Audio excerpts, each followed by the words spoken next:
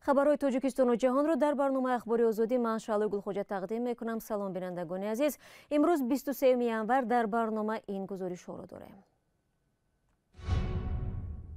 بازگشت غیر رسمی لیمیت برق در تاجیکستان، محدود شدن انتقال برق در روزهای سرد نگرانی زیاد را به میان آورده است.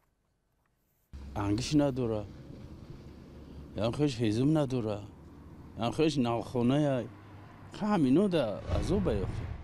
وزارت فرهنگ قرقیزستان خواست فعالیت رادیو آزادی قطع گردد. سبب یک برنامه ویدیویی اویدی وضع در سرحد با تاجیکستان گفته می شود. بحث خوشتامنی ظالم و کلین مظلوم و ستم دیده در اسفره، رادیو آزادی نظر رهگذران را در این باره پرسید. کلین همچون خدمتگار به خانه استفاده میبرن. من ضد این فکرها هستم. کلین هم انسان است. ازبکستان برای تامین ولایت سرخندریا واردات برق را از تاجیکستان آغاز کرده است. در این باره خبرگزاری فورس با تکیه به خبرنگارش در توشکند میگوید.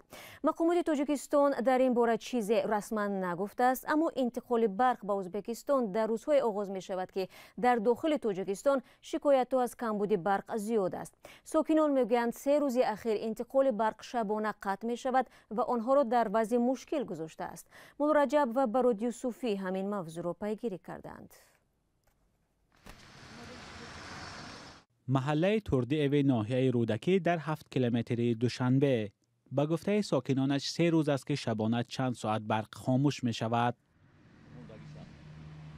شب ساعت 10 میمورد میکشن و پگوی ساعت 5 هم خیلی بگیرون میشن.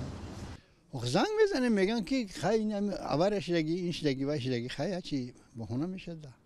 قطع نیروی برق در تیر ماه زمستان برای ساکنان تاجیکستان چیزی غیر مقرری نیست، اما امسال نبود برق در روزهای سرمای قهرتان زندگی ساکنان را سخت کرده است. بعضی خواجگی ها هستن انگیش نداره، بعضی از که سوزشواری نداره. همین سبب گرم شویش همین برق دیگه هیچی. یا که یک چای میمونه، یک خوراک میپزه، این خیلی کارا داره دیگه هیچی. یعنی خیلیش انگیش نداره، خوش هیزم نداره، خوش ناخونه همینو در عذاب بیفته. شکایت ها از بی‌برقی تقریبا از همه منطقه‌های تاجیکستان صدا می‌دهد. بجز از بدخشان، ساکنان در شبکه‌های اجتماعی نوشتند صرف نظر از دستور رئیس جمهور در انتقال برق محدودیت جاری شده است. روز 11 ینور با آمدن سرمای سخت، شرکت برق تاجیک اعلان کرد که محدودیت برق از میان برداشته شد. یک مسئول اداره برق در ناحیه رودکی در صحبت بدون میکروفون گفت برق با سپارش بالا قطع می شود، اما شرکت برق تاجیک شبکه‌های انتقال و هم شبکه تقسیمات برق درباره دوباره جاری شدن لیمیت در کشور هنوز رسما چیزی نگفتند. تلاش‌های ما برای گرفتن نظر از این شرکت‌ها تا این دم بی نتیجه بود. امامعلی رحمان رئیس جمهوری تاجیکستان وعده داده است که خاتمه دادن به بحران انرژی و تامین منظم مردم با نیروی برق یکی از اولویت‌های کارش است، اما با گذشت سالها مردم همچنان از کمبود نیروی برق تنقیصی و عذاب میکشند. مولا رجب یوسفی، برات یوسفی، آزادی، دوشنبه. رو می‌آوریم به موضوعهای دیگر. وزارت فرهنگ و اطلاعات قرقیزستان از دادگاه درخواست کرده است که فعالیت ازاتیک میدیا بخش قرقیزی رادیو آزادی را در این کشور همچون واسطه اخباری عام قطع کند. در شکایت وزارت به دادگاه نویه لنین شهر بیشکک آمده است گزارش ویدیویی درباره مرز قرقیزستان با تاجیکستان حذف کردن نشده است و آن هنوز هم در شبکه‌های اجتماعی میچرخد. حکومت قرقیزستان روز 24 اکتبر از رادیو آزادی طلب کرده بود گزارش را کاملا از سامانه بردارد. با باور مقامات قرقیزستان در این برنامه بیشتر موقع تاجیکستان بازتاب یافته است. رهبری رادیوی آزادی گفت گزارش به تمامی معیارهای خبرنگاری پاسخگوست، از این رو طلب مقامات قرقیزستان درست نیست.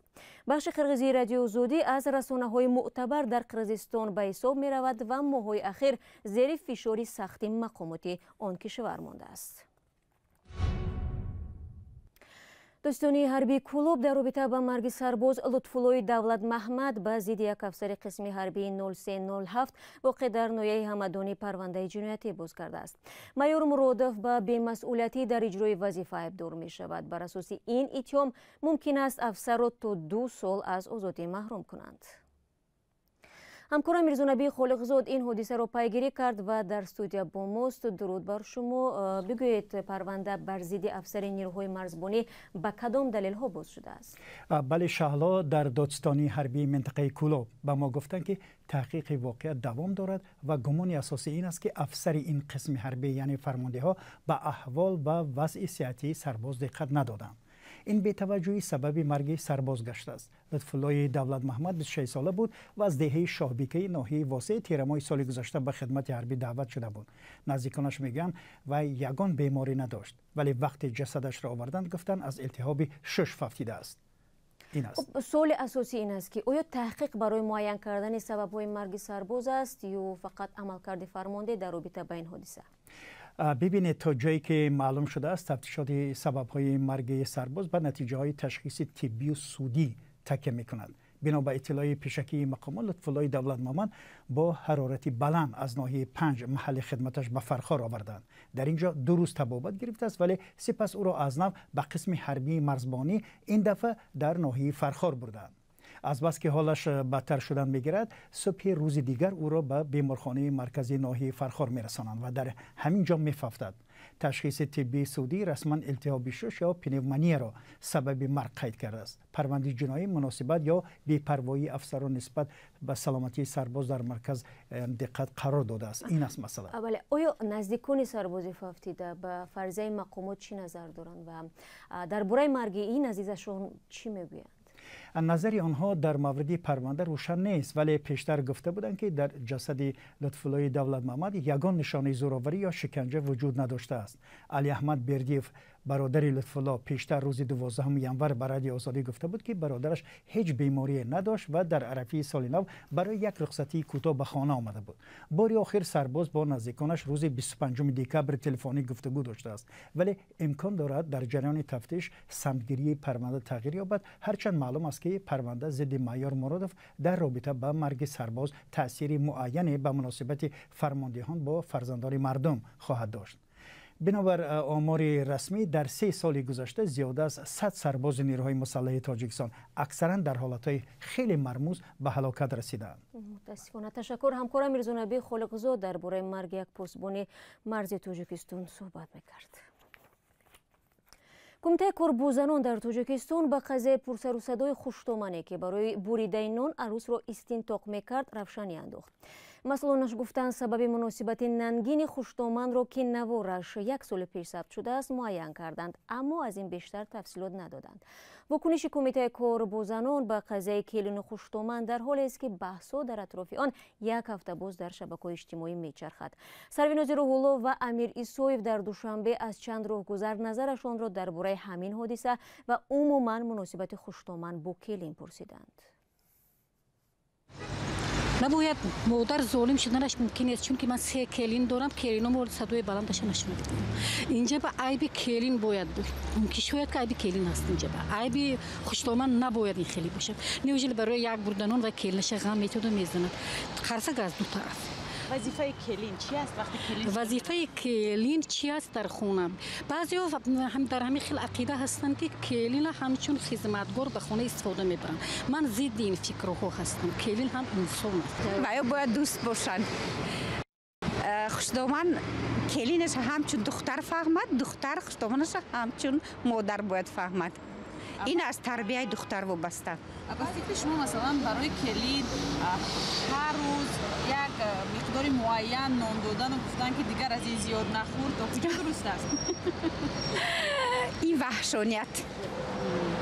مناسبت کلین و خوشتومن بسیار بود ملایم شود، خوش ناز شود که هر طرف هم دیگر فهمی شود، زندگی خوب شود.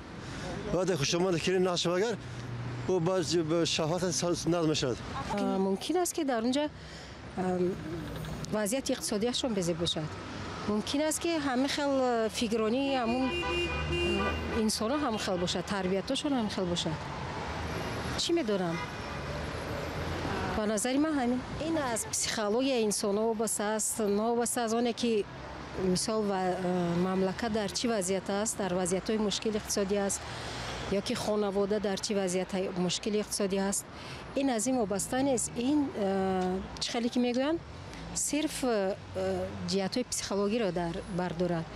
یعنی انسانی که همین خیلی تربیت یافته است، در روی گشنه بودن، در روی کسی را زیر کردن، مثال یعنی به نظر نگرفتن، یعنی خود را بالا گذاشتن، اینجا بسیار جهت‌های پسیکولوژی دارد.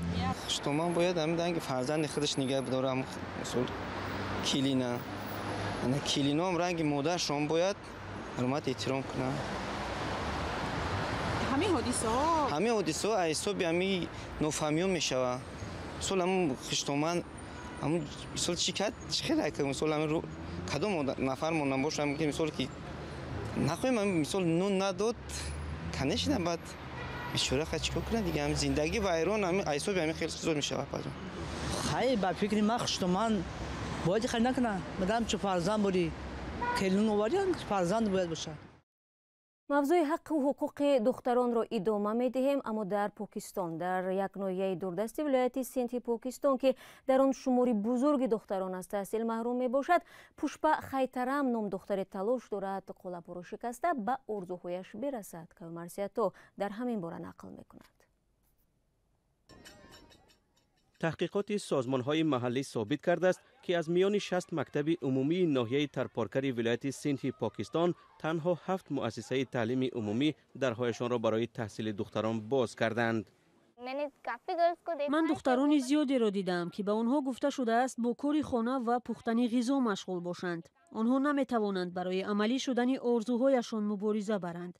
آنها نمیدانند که حق دارند آرزو کنند. پوشپا خیرتم اولین دختر در عائلهشان است که معلومات میانه کسب کرده است. تحصیل او را پدرش پشتیبانی میکرد، ولی بعد از مرگ نابهنگام او پوشپا قریب بود که تحصیل را کاملا بس کند. پدرم میخواست من تحصیل کنم. بعد مرگ او امکم پیشنهاد کرد تحصیل را خاتمه بخشم. او گفت روز به شوهر میبرایم و معلومات برایم لازم نمیشود. ولی تاکید کردم که پدرم آرزو داشت من طبیب شوم.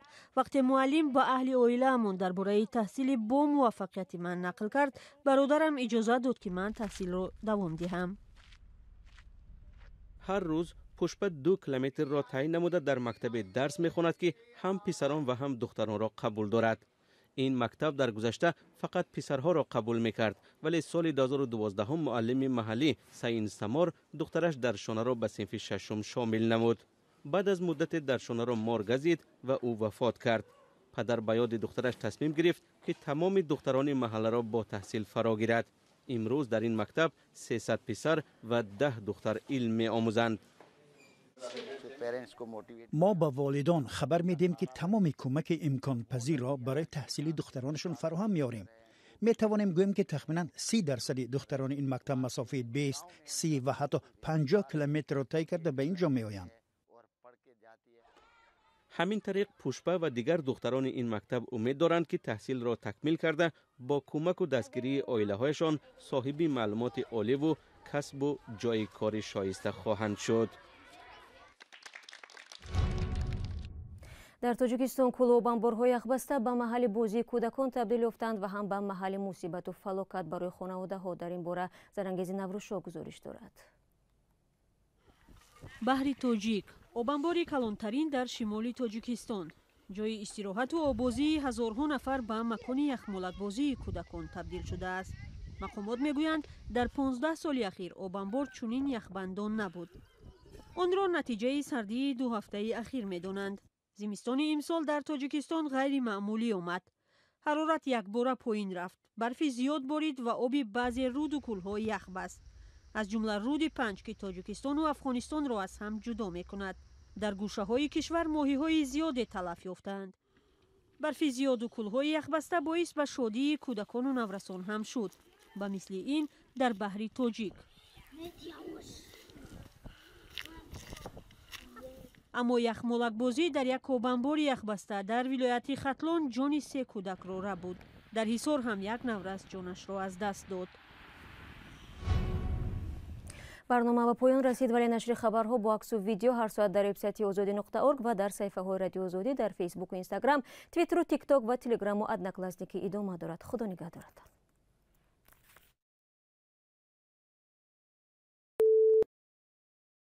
This is